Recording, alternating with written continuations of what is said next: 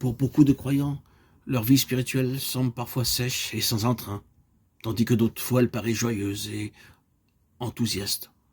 Quoiqu'ils n'aient pas l'expérience du troisième ciel, néanmoins, ils ont eu ce qui pourrait être appelé l'expérience du sommet de la montagne. C'est le genre de vie qui vacille entre sécheresse et joie, que les chrétiens appellent d'ordinaire une vie ondulante ou une existence spirituelle ascendante et descendante. Selon leurs sentiments, beaucoup de chrétiens vivent soit sur les sommets, soit dans les profondes vallées, parfois marchant sur l'eau, d'autres fois ballottés par les flots, tantôt en haut, tantôt en bas. Ce groupe de chrétiens croit que nous sommes destinés à ces expériences ascendantes et descendantes durant toute leur vie. Toutefois, il y a un autre groupe de chrétiens qui déclare que nous n'avons pas besoin de mener cette existence de cimes et de vallées, mais que l'expérience chrétienne peut très bien être ferme et aussi stable qu'une ligne droite. Laissez-moi néanmoins vous dire que ni le chrétien qui mène une vie de haut et de bas, ni le croyant qui compte vivre une expérience sans complications n'ont raison à 100%. Si nous souhaitons trouver le principe sur une certaine matière, nous devons d'abord rassembler les expériences spirituelles de plusieurs groupes de personnes et d'essayer alors de découvrir une règle commune à tous. Par exemple, afin de tirer une conclusion à propos d'une certaine maladie, il est nécessaire que l'on examine ses symptômes, ses effets sur des centaines ou même des milliers de personnes atteintes de la même maladie. Si l'examen de tous ces malades révèle le même commencement et la même fin, nous pouvons alors porter un jugement commun à ce sujet. Recherchons donc l'origine de cette vie ascendante et descendante dans l'expérience de la moyenne chrétienne et apprenons par cela quelques règles définitives. Nous savons que la vie d'un croyant commence quand il est sauvé. Lorsqu'une personne est née de nouveau, est-elle triste? Au contraire, elle est très heureuse. Parce que le premier jour qu'un homme trouve un trésor, il ne peut contenir généralement sa joie.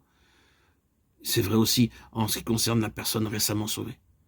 Le jour où une personne sait que, parce qu'elle a cru en Jésus-Christ, elle a reçu la vie éternelle, elle est passée de la mort à la vie et par conséquent n'est plus condamnée. C'est le jour le plus heureux de sa vie. Pourtant, je me demande, ce bonheur dure-t-il toujours? Eh non, seulement pendant quelque temps. Ce sentiment de bonheur disparaît par la suite. Combien de temps dure-t-il en vérité? Cela varie selon les personnes.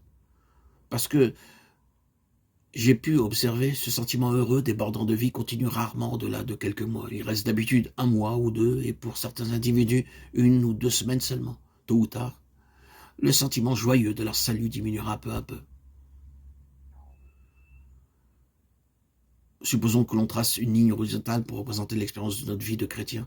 Appelons joie ce qui est au-dessus de la ligne et sécheresse ce qui est au-dessous.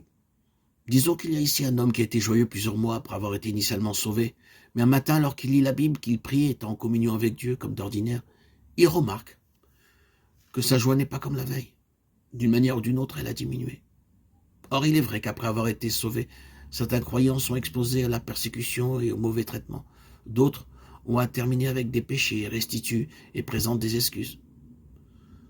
Malgré tout, ils possèdent une joie inexprimable qui compense toutes ces pertes. Sans aucun doute, lorsqu'on est sauvé, tout le monde devrait être joyeux. Dieu même se réjouit du salut de chaque personne. Mais n'est-ce pas vrai, dans votre propre expérience, que quelques mois après votre conversion, votre joie s'est graduellement estompée? Vous ne vous êtes plus senti aussi heureux qu'avant. Au début de votre salut, vous preniez plaisir à lire la Bible. Vous avez aimé lire ces pages, bien que vous n'ayez pas pu comprendre sa pleine signification. À cette époque, ce n'était pas trop pour vous de lire 10 chapitres par jour. La même chose s'applique à la prière. Vous étiez très heureux lorsque vous priez. Que vos prières aient été ou non exaucées, vous aimiez quand même prier. Vous pouviez vous enfermer plusieurs heures dans une pièce et être en communion avec Dieu. Parfois, vous auriez même sauté de joie, mais tout cela c'est du passé maintenant, car aujourd'hui vous ne vous sentez plus joyeux, vous êtes triste. À ce moment de votre expérience spirituelle, 2 tentations peuvent vous survenir. L'une de l'ennemi, Satan peut vous accuser en disant que vous êtes tombé et qui plus est, vous n'avez pas été sauvé. L'autre peut venir de vous-même, parce que vous arrivez à la conclusion que, puisque vous êtes tombé, vous avez dû commettre quelques péchés.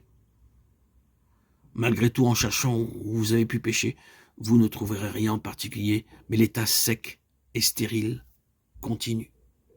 Il faut bien réaliser que l'intensité de la joie diminue et que la période est écourtée à mesure que le temps passe. Et tandis que l'intensité de la sécheresse augmente avec le temps et sa période se prolonge, C'est un phénomène commun que connaissent tous les chrétiens et qu'il faut vivre ainsi. Des moments de sécheresse et des moments de richesse, des phases descendantes et des phases ascendantes. Il n'y a rien d'accidentel à ce sujet. Beaucoup de saints ont la même expérience, puisque ceci n'est pas quelque chose d'accidentel. Il doit y avoir une main derrière qui l'ordonne. Et quelle est cette main? C'est la main de Dieu. C'est Dieu qui fait diminuer l'intensité de notre joie et qui l'abrège avec le temps. C'est lui qui fait augmenter l'intensité de notre sécheresse et qui l'allonge avec le temps. Les chrétiens normaux, c'est-à-dire ceux qui ont péché et ont déserté, n'ont naturellement aucune joie. Les chrétiens supérieurs qui cherchent Dieu avec sincérité depuis le début même et qui se sont donnés sans réserve éprouvent une joie spéciale après chaque nouvel effort.